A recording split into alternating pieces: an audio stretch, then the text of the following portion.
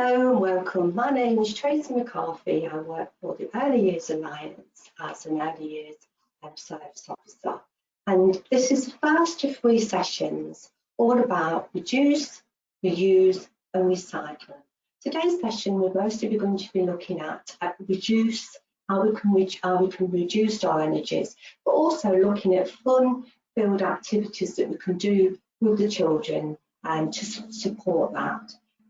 So this is all about reduce. So to start with, if you can and it's possible, if you can leave everything not on standby in your own house, because that will still using electricity. And obviously we want to save the environment, but we also want to save money for you as well. So and if you can start teaching your children this from a very young age, it will be something that they grow up being able to do. So that's the first thing. If you can, when your children are cleaning the teeth, if you can possibly give them a cup of water rather than letting them run the tap, because when they're running the tap, it will take 18 cups of water for them to clean the teeth with. If they're cleaning the teeth and you've given them a glass of water, it will just be that one glass. And obviously, if you've got quite a number of people in your house, and you want a water meter, that's obviously going to cost a lot of money as well as not be good for the environment. Another thing is when you're doing your washing and if you've got somewhere to hang it out, a nice idea is to give yourself their own, the children's own clothesline, so they can hang their own clothes onto the line. Still, it's also a skill using fine motor skill, because pegging's not that easy to do. So sometimes the pegs that are easy for the children to use are the old wooden kind, but that's not to say they can't use the other ones as well. Also, when we're thinking about saving water, get lots of different sizes of buckets that the children take to the beach, bigger, larger buckets for you. Somewhere there was something that children are unable to fall into, just different bucket size, or you may have a water butt with a tap. So if you've got a water butt with a tap, the children can just fill their own buckets up and go round and watering the flowers. Doesn't matter if you've not got flowers, they can water the grass. You can even get a bucket of water and let the children just paint with a normal paintbrush onto the patio or onto the fence. Anywhere you've got where the children can paint. If it's sunny, they'll be able to watch the paint dry. If you haven't got a water spot, you can just put all your bowls out and the children's things too, and just save them with water, and the next day you can use the water for as anything you'd like to. Because even if you've left your paddling pool out, it probably will even add to that to save you, because I know doing the paddling pool is going to take a lot of water. That's all about saving water.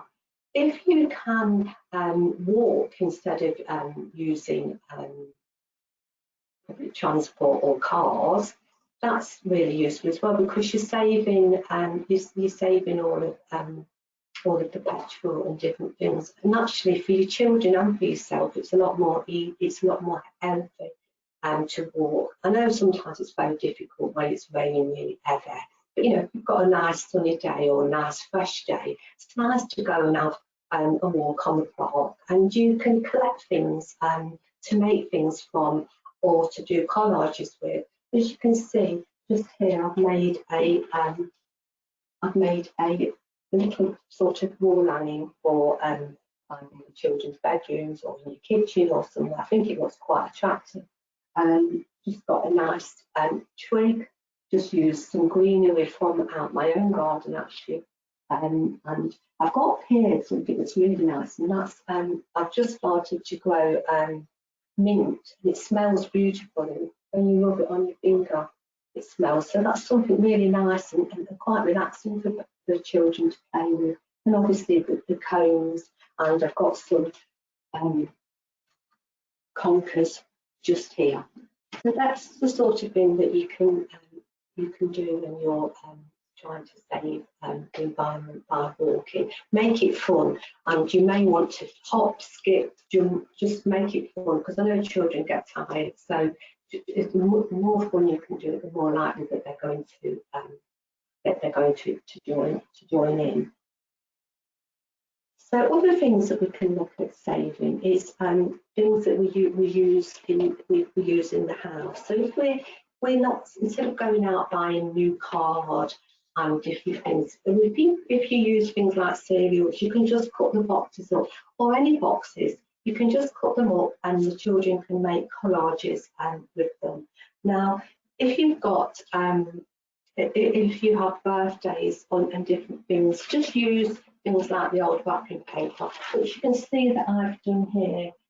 Just used a coat hanger that somebody, a local dry cleaners let me have free, and I've just stuck the children's. I've got a granddaughter that's particularly keen on Peppa Pig, and that will be going into her bedroom, so she can just see that.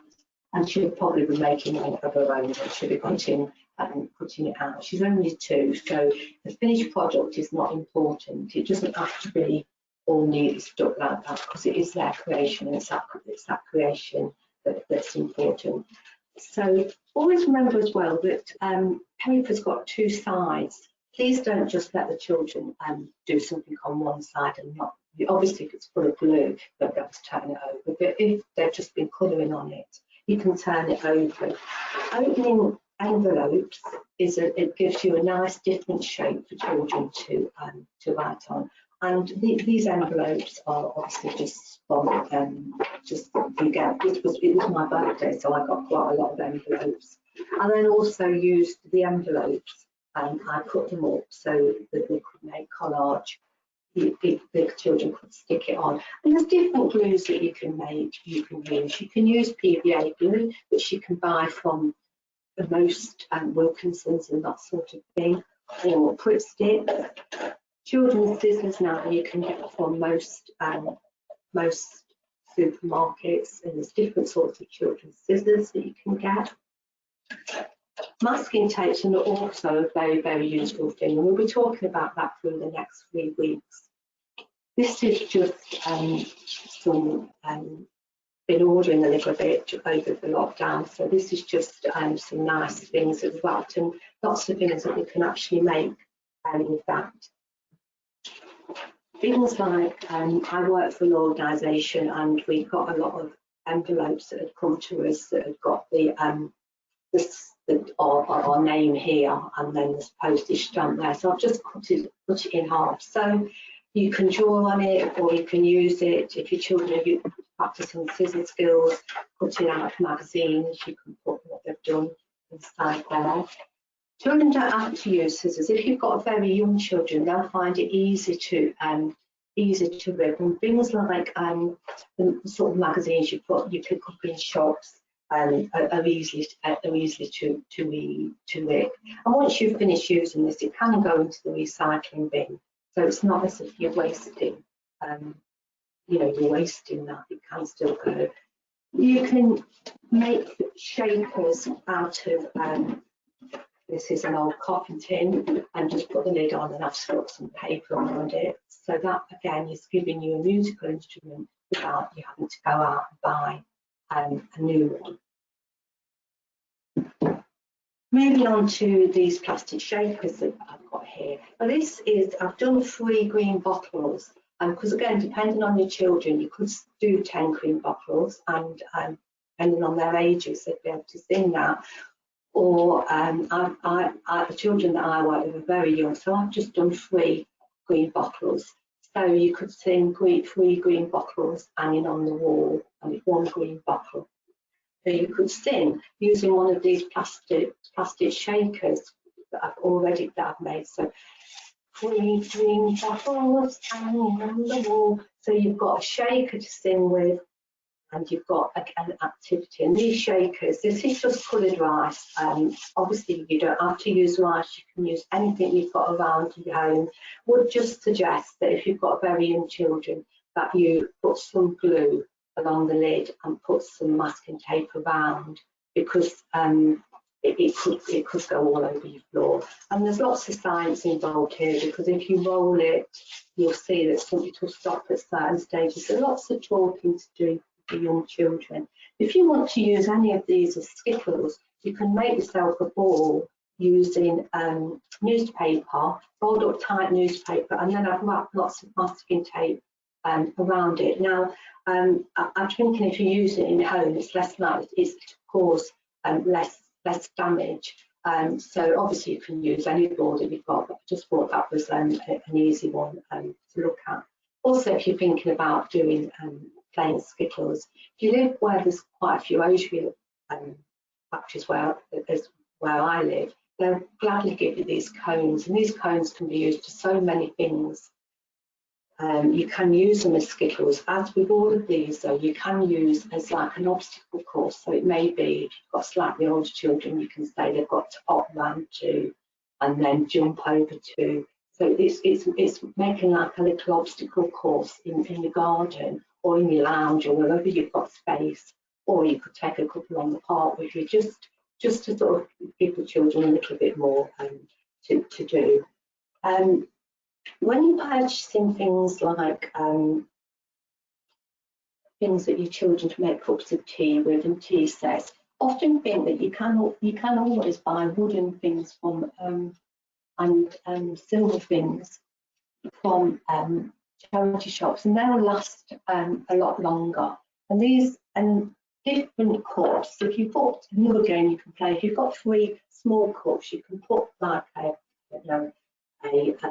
small scale toy, like probably a little dolly under it, and you can move your hands around, and then the child has to guess which one it's under, which is just a game that probably won't last that long, but it's still entertaining your children.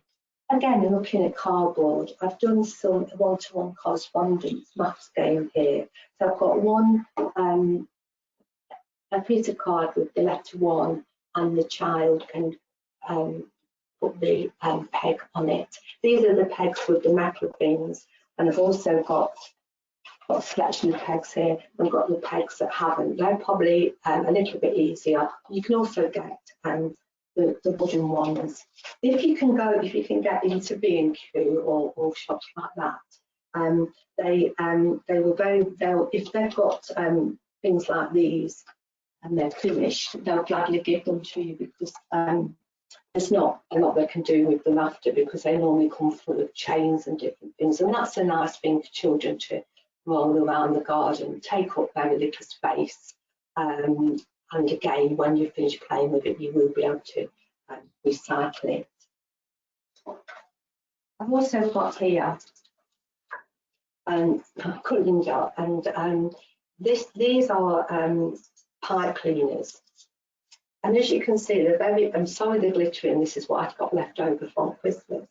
So you just can, children can just spread them through. You don't have to use pipe cleaners, you can use string, you can use laces, anything that you've got in your house. It's just a nice idea to give them something. You can get your own saucepans out when they're playing tea parties and cooking, and let the children play with them. Wooden spoons and saucepans make a lovely musical instrument. Another idea that I've got here is a game we used to call it King's Game a long time ago, but it's just a what's missing game. And I've put in this box a few items from that, but you can see that I've got a teddy bear in there and a toothbrush. And what you let them do is you let the children have a look what's in there, and you put the lid on, and just before you put the lid on, just take something out of it so the children can't see. Put the lid back on, and then let the child guess what's missing. Very simple game, but something that can while away quite a number of hours. Another thing that you can do is we look for books about recycling on the internet, and you can get this is and because we were thinking about recycling, we wanted recycling books about recycling. So we bought this.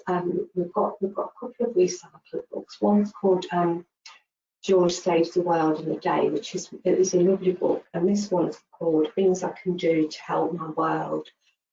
Some of the things have got some of the books are quite American, and they've got things like trash instead of rubbish, but they're still saying exactly the same thing, and it's something that you can read to your children. So this book, it's just saying, remember. I remember turn off the light bulb to save energy.